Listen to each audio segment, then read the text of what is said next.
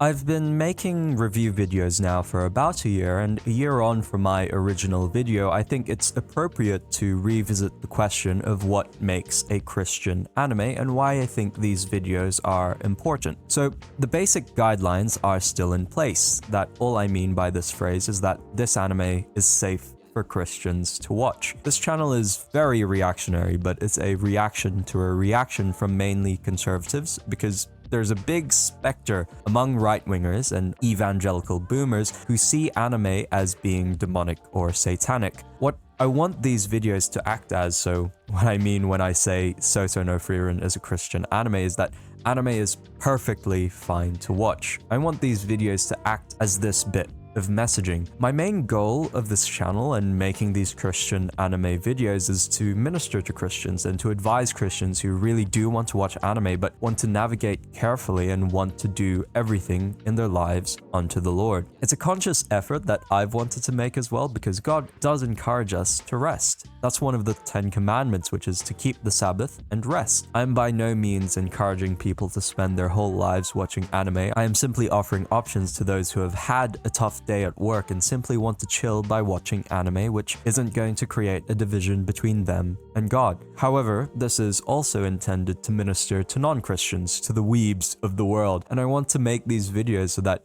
you know that being a fan of anime isn't something that is a barrier to becoming a follower of Christ. I want to be able to highlight the ways in which an anime promotes values or has messaging which is adjacent to Christian values. It's a positive messaging that I want this channel to have. While the gospel says to repent and turn from sin, we also need to highlight how the gospel calls us to love. I'll come back to Soto no Frieren as the example because it perfectly portrays this point of not wasting the time that God has given us and to value those around us, not being recluse and engaging in selfish pursuits, but to value the community and the friends that we have. These values aren't originally secular values, they're Christian values from the beginning, out of love. The only reason why people think this way now instead of 2,000 years ago is because it's the Christian ethics that have permeated throughout the world. So it's very important to me, and that's one big purpose for these videos, and it's to highlight that even in an incredibly atheistic country such as Japan,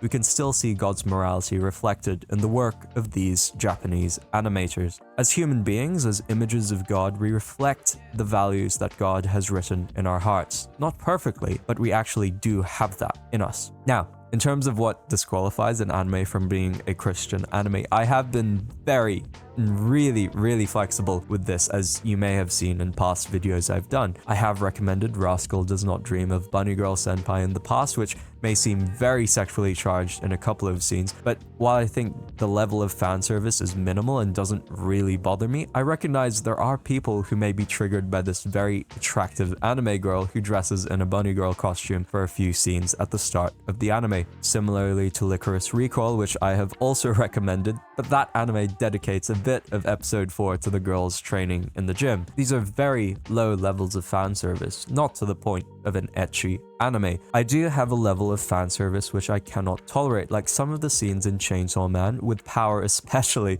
which have meant that I don't really want to recommend that anime because I still recognize that there are others who are weak in the faith. Hence, while it may not bother me with Licorice Recall and Bunny Girl Senpai, I still put up a fan service warning for those who may stumble more easily. It is something that you have to determine for yourself. Even with Spy Family, where I've been informed by some good internet friends of mine that they don't appreciate Yor's assassin costume, where I don't think it's that revealing. I still think Spy Family is a Christian anime, but again, I recognize there are those who are weak in the faith. Oh, also, does this anime promote a worldview or promote a message which is anti-Christian? I've also been a bit flexible with this because obviously I've recommended Jujutsu Kaisen and Frieren, which present worldviews which are in contradiction to Christianity. Though I've always treated the viewing of media as something to be thought about rather than something to be consumed. I like these characters, and they are very relatable, and at moments where they deviate from the Christian worldview, we can all be mature and say, I recognize that this is not what God teaches us through His Word. We can also be mature enough and say that the world that this anime is creating is under the context that it is fictional.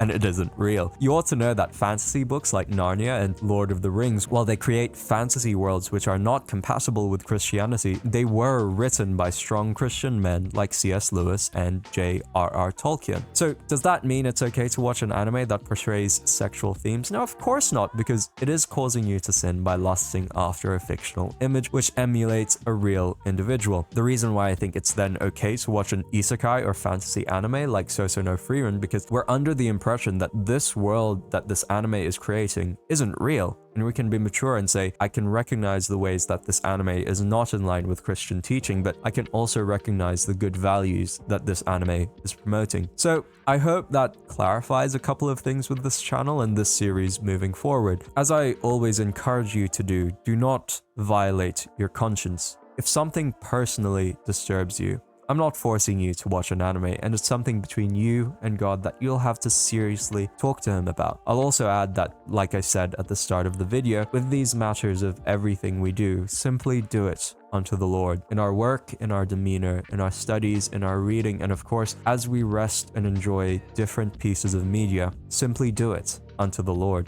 The next 3 months hopefully should be exciting. I am planning to do a video on Kaguya-sama Love is War, Psycho Pass, and Your Lie in April, which hopefully should be available to watch in this playlist when they release.